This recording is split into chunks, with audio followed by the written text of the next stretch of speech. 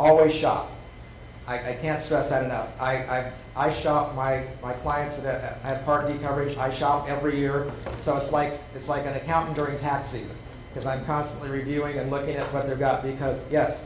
Can you change your employer's health care if you don't like it? The question is, can you change your employer's health care plan if you don't like it? Are you talking on a retiree plan or an active employee? Active employee, either Kaiser or LA Care. Okay, if you're on a company's plan and you don't like what they're offering, I would give, it depends. If it's a big company, chances are you're not going to have an impact on them making a change in the benefits they offer all their employees. But if they get enough feedback that you're not happy with the plan, because most companies have a benefit plan to attract and retain good employees.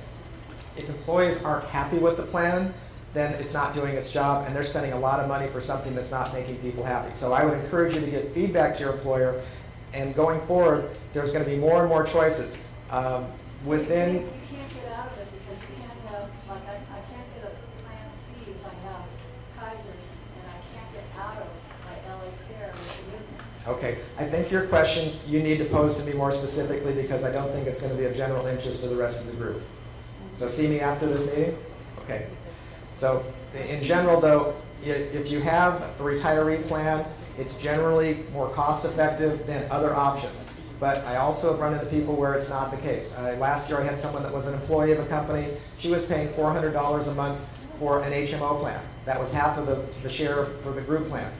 I suggested we look at her doctors, put her on a Medicare Advantage plan that had no monthly premium and actually slightly better benefits, and saved her a net of about $300 a month. So it's always worth looking at options. In this zip code, right now, there are 31 prescription drug plans and 24 Medicare Advantage prescription drug plans. It varies slightly by zip code, so there's a lot of choices. If you're on a Medicare supplement plan, you can change your Medicare supplement plan on a guaranteed basis in California every year around your birthday. Not during the annual enrollment period, around your birthday. So Medicare supplement plans have different rules than Medicare Advantage and Part D plans.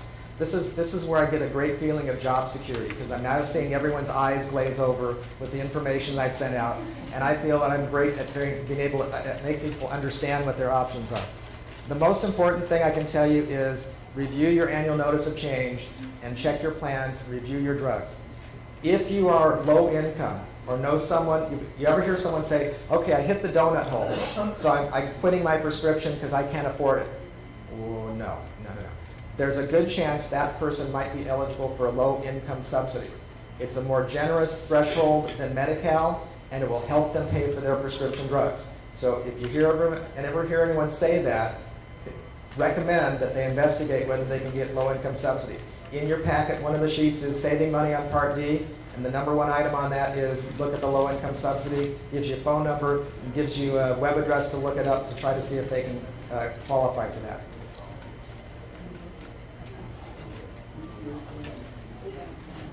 This year, we saw an attempt going forward on this sort of intertwines Medicare and the Affordable Care Act.